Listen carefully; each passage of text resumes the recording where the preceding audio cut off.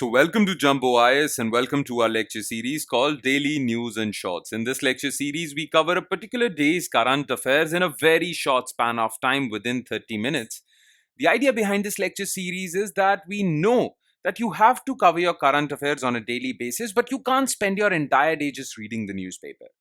Therefore, for your facility, we will cover the entire day's current affairs, important current affairs, within 30 minutes. Now, just watching this lecture would be job half done, because just after watching it, you need to revise it as well. Why, you ask? Well, revision helps in consolidating these current affairs in your memory. Otherwise, you'll quickly forget them. Now, you can revise these current affairs from the notes provided by us, and these notes shall be shared on our Telegram channel. The link to our Telegram channel is provided in the comment section below this video. You just have to click on that link. It'll take you to our Telegram channel, and from there you can download the notes for this lecture and do the necessary revision. Alright, enough of the introduction. Let's straight away jump into the discussion, but first let's take a look at the list of topics that we shall cover today.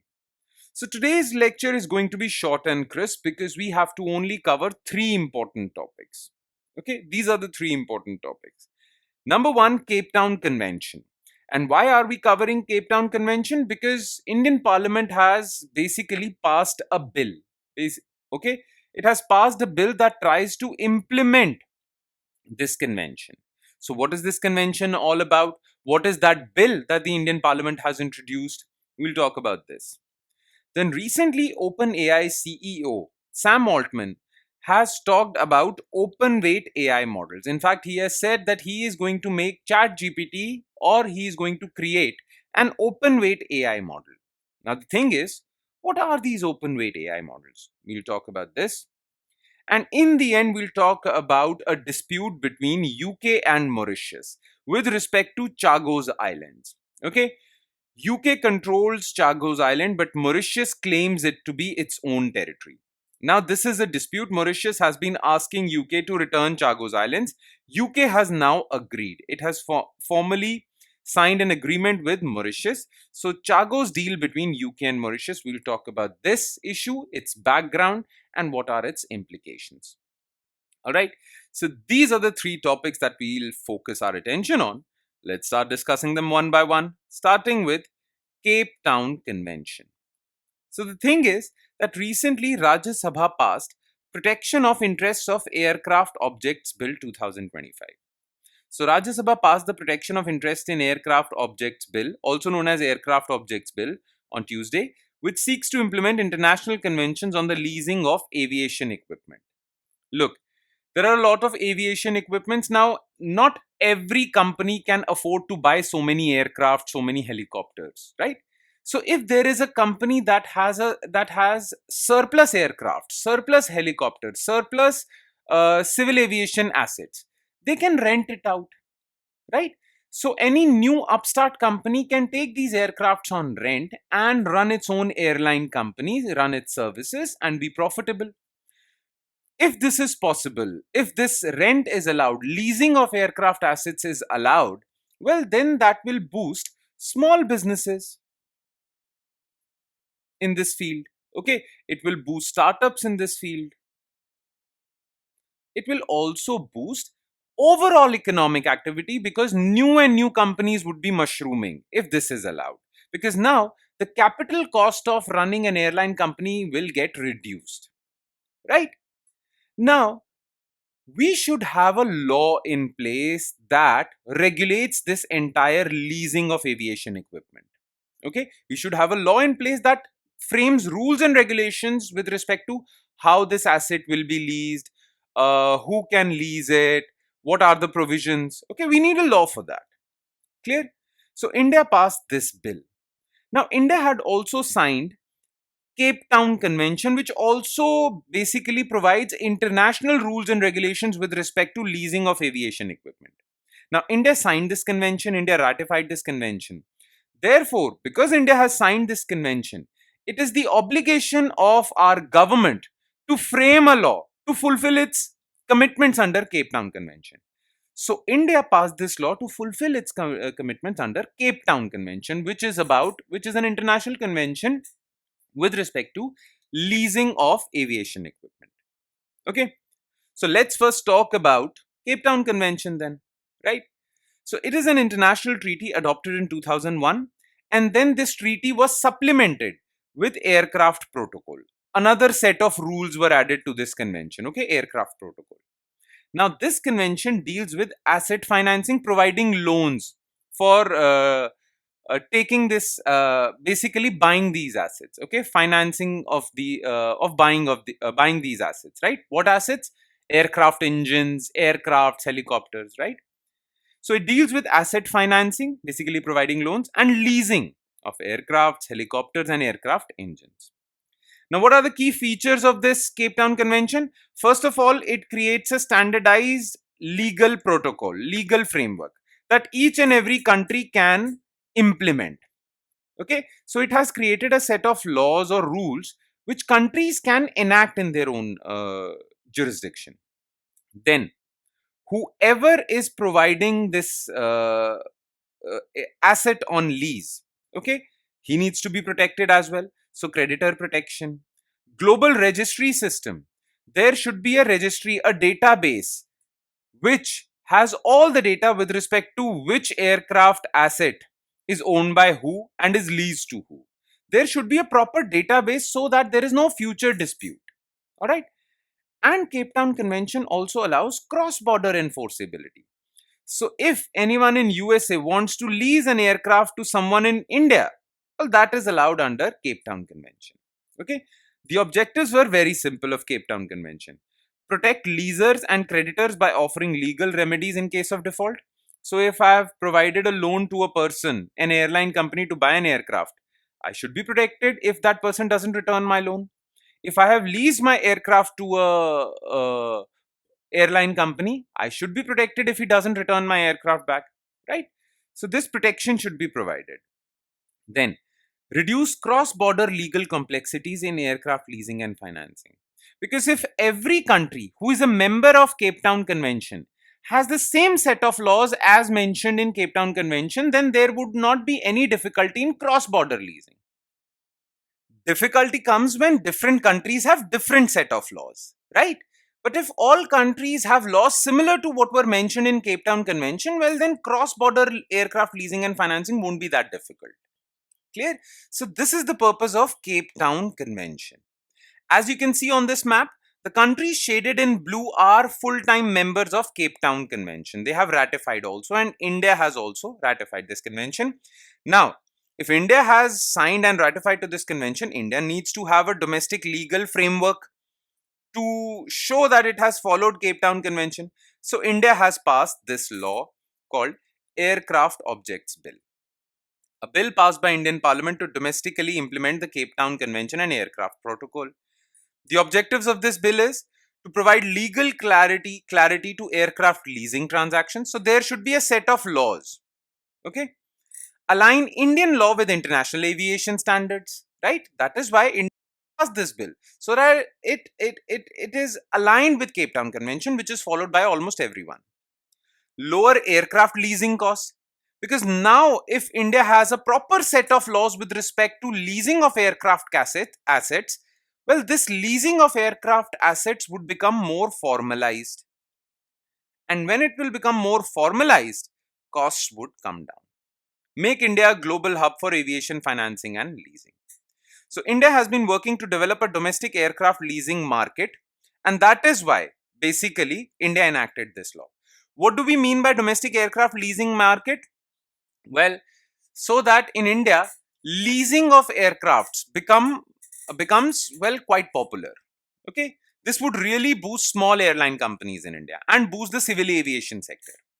The benefits would be increased investor confidence, more ease of doing business. Now, even foreign airline companies can lease their assets to small Indian companies. Okay, help India retain aircraft leasing revenue instead of losing it to overseas hubs. Because if any Indian airline wanted to lease its aircrafts, it went to Singapore or Ireland to lease its aircrafts, right? But now India will have its own market. So Indian airlines can also lease their aircrafts within India. So that would be great, right? Now, what are the key features of this? Well, first of all, with this law, this market has legal enforceability. Creditors are protected as said in Cape Town Convention. The Cape Town Convention also said that there should be a proper registry, database of all these transactions. So DGCA, Director General of Civil Aviation, will maintain a domestic registry. Mandatory reporting of all transactions would be there. Boost to leasing sector. Expected to cut leasing costs by 8 to 10%, could attract global investors, potentially reduce airfare. Because now, if my airline company can get an aircraft for very low rent, I would not charge that high ticket fees to my customers, right? So this will boost air travel as well. Overall, this is very good news for civil aviation sector. It will give a boost to civil aviation sector, and because civil aviation sector is part of Indian economy, it will give a boost to Indian economy as well. All right, so that's the thing. Now let's move on to second news item, which is open weight AI model. So OpenAI CEO Sam Altman has announced the launch of the company's first open weight language model since GPT-2. Okay. Now, what is basically open weight? What is basically open weight? Okay, you need to be familiar with this term, right? The thing is that, well, OpenAI created ChatGPT, okay? But had it kept ChatGPT as open, okay, open weight, then that would have meant that anyone can take ChatGPT, modify it according to its own requirements, own needs, own company's requirements, and the entire programming, training, and everything is out in the open. Okay, what happened was the purpose of OpenAI was that ChatGPT's initial purpose was that only, that it should be kept open source, open for anyone to learn, take, modify it. Okay, everything was there. But once ChatGPT was launched, it became very popular, and the CEO of ChatGPT became a little greedy, so he closed it down and started charging a fees for modifying it. Basically, he closed it down. Now the entire architecture of ChatGPT is not out in the open. Clear? So he has closed it down. But recently, his rivals like Meta's model Llama, okay, and a Chinese startup's AI model similar to ChatGPT, DeepSeek, they have released open models, open weight models. So open weight models means anyone can take ChatGPT and modify it, change it. Okay. So DeepSeek, Meta launched their own models, but they were open source. But ChatGPT became closed. So there was a lot of criticism. ChatGPT became a little unpopular, and all these things were happening. In fact, people were saying that the fundamental aim of ChatGPT was open source models. Okay, that is the reason why the name of the company is OpenAI, so that AI is open for all. But you are not fulfilling your promises. You are not living up to your own name. Your name was OpenAI. So recently, Sam Altman, ChatGPT CEO, decided to make it open weight. Okay, so let's learn a bit more about open weight. Okay. So open weight AI models are those AI models which provide access to model. The entire model anyone can take. Weights, architecture, and training data to developers to modify, fine tune, and deploy models on their own infrastructure. Okay. So what are the benefits of open models? Basically, because these models are open for all, this boosts innovation and transparency. Okay. It boosts innovation because anyone with a good idea can change it, right? It allows custom applications also because now you can modify it to your own needs, right? But open weight models have some limitations because they are open. Well, these CEOs, Sam Altman cannot provide uh, like too much data. As you know, AI is trained on data sets, but these open weight AI models are trained on limited data sets. That's why they're not that powerful. Okay. OpenAI had previously refrained due to security misuse, and yes, people said that if you keep it open, then any terrorist organization can misuse it, any criminal organization can misuse it. That was the contention made by OpenAI. But now OpenAI has realized, Sam Altman has realized that this is going to be the case in any way, because other companies will provide open source models. So if terrorists or criminal organizations are going to misuse it, they're already misusing it. Okay, so why am I stopping innovation? Because of the fear of misuse. Okay, we'll handle misuse in a different way, allow innovation, keep it open. Clear? Now, other models which are rivals to OpenAI, I've told you Meta's Llama, which is open, DeepSeek, China's DeepSeek, which is open. All right. So that is the case. Okay. All you need to know is this part. That's all. What is open weight? That's it. Now let's come to third news item, which is Chagos deal between UK and Mauritius. So Chagos is a group of islands, basically, okay, which is currently under the control of United Kingdom. But Mauritius, which was once a UK colony, gained independence in 1968. Okay, Mauritius gained independence in 1968 from UK. Now, Mauritius claims that these Chagos Islands are part of its territory, but UK has kept it as its own. You can understand it in this way. Let's suppose India got independence in 1947 and Britishers left India, but Britishers said that India cannot have Andaman and Nicobar Islands, this will be kept with us. If Britishers would have said that, then India would have definitely raised this dispute and would have said that the Britishers should return Andaman and Nicobar Islands to us, right?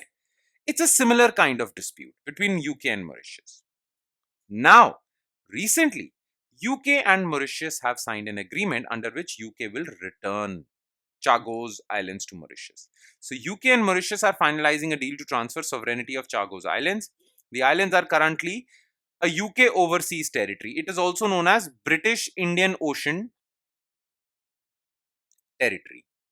Okay, but are claimed by Mauritius. Plus, Chagos is a group of islands. Okay, one island in this group of islands is Diego Garcia. Diego Garcia has been given by UK to USA on lease for a military base. So USA is also an interested party because it has a military base on Diego Garcia, which was given by UK to them. The archipelago includes Diego Garcia, a crucial US military base in the Indian Ocean used for naval and bomber operations. Now, UK and Mauritius have signed this deal under which Chagos Islands would be returned to Mauritius. But UK says that Diego Garcia will still stay with us because it is strategic. And Diego Garcia we have given to USA, so USA will continue to have a base over there for 99 years more.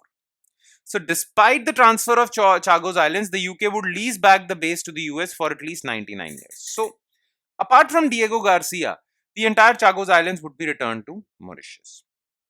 Okay. Now the context, I have explained the context in brief, but yes, one more thing. You see, whenever we talk about an international location, okay, you should keep your atlas, world maps with you and locate these international locations on your atlas. The reason is UPSC has this tendency of asking location based questions.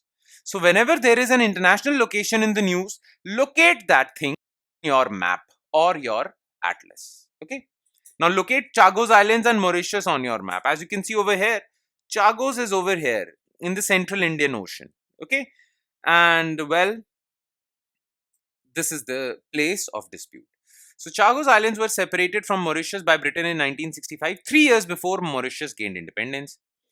UK named it British Indian Ocean Territory. Mauritius has long argued that the separation was illegal under international law and has pushed for reunification. In fact, Mauritius filed a case in International Court of Justice. And International Court of Justice basically gave its advisory opinion. Remember, it was not a mandatory opinion, advisory opinion. And this advisory opinion was given in 2019, and International Court of Justice, the judicial organ of United Nations, said that UK should return this to Mauritius. Okay, so now UK is fulfilling its promise, except Diego Garcia, which will be given to USA.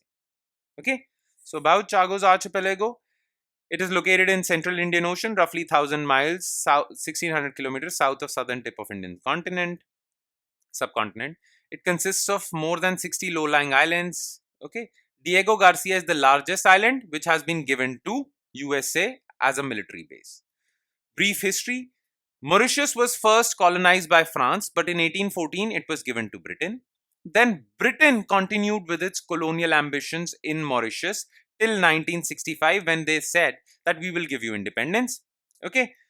Now, in 1968, Britain gave independence to Mauritius, but 3 years prior to that, they separated Chagos Islands from Mauritius, okay, and kept it with themselves. That is the thing. And in 1966, they gave Chagos Islands to USA as a military base. This is the entire historical context. All right, and that would be all. With that, we conclude today's session. Thank you so much for watching, everyone, and I'm sure it has added value to your preparation. But it would add more value if you revise it. If you're serious about remembering these current affairs till your exams, well, do revise it. And on that note, I'll be signing off with the promise of seeing you again with another set of news items. Thank you, everyone.